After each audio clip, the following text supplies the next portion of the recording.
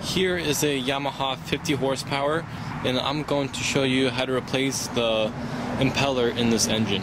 So here's the lower unit of this engine, and the first thing you want to do is take the zinc off, and that is a 12mm screw that's holding the zinc. So once you take the zinc off, there is another 12mm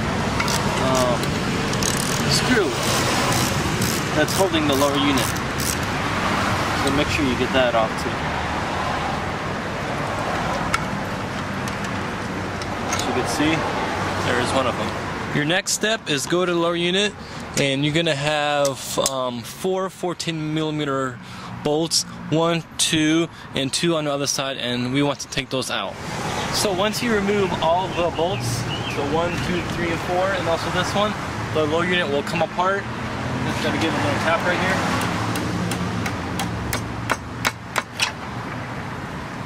Be careful and hold it from the bottom. And we have to disconnect this tube right here. So with the lower unit off, you're gonna have 4 12mm bolts holding the water pump housing. Unscrew those. So once you remove the housing, you're gonna grip the housing with your hands. You're gonna slide it right off. And now the impeller. Sometimes you might have to pry out the flathead to get it out. So here's my old impeller. It's still good, but as you can see, as it wears, it takes shape of that impeller housing. You see how the fins are bent, and here's the new one. So now I'm gonna reinstall. I'm gonna install the new impeller, and you want to make sure that the slot is pointing down like this, because on this side it doesn't have a slot, but on this side it has a slot for the key. The key is located on the drive shaft. You're gonna line up the key with the impeller. Okay, so now with the impeller installed, we're gonna reinstall the housing, the water pump housing, and we're gonna slide it on the drive shaft just like that. And you want to rotate your drive shaft clockwise while applying pressure on the housing so it slides on the impeller.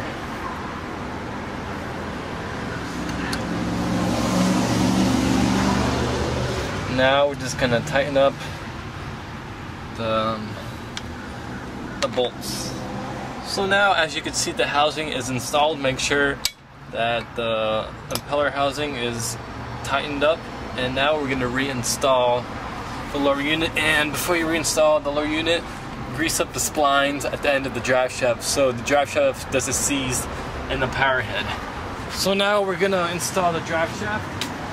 Make sure that the tube where it pumps water lines up with the impeller housing. Is very important, because if you don't do that, it's not gonna pump water. Hook up the tube. Now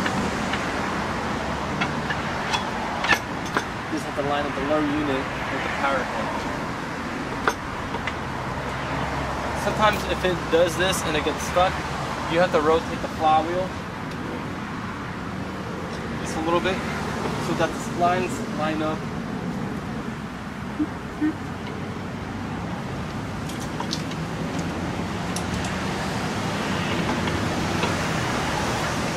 It's a little tricky.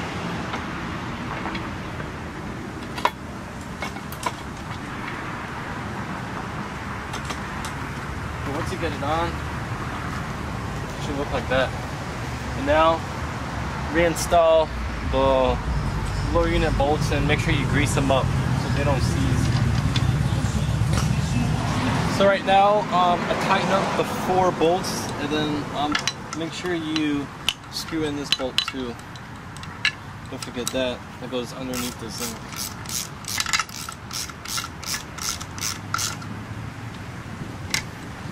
And now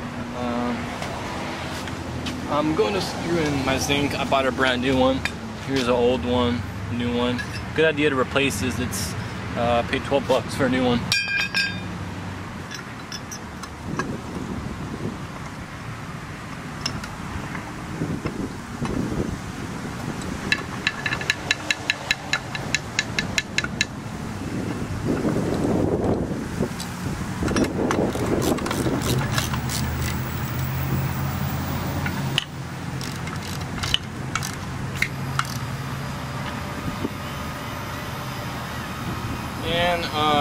sure everything is tightened up, and I'm going to be starting the motor to make sure everything is functioning and running through the gears to make sure everything is all set.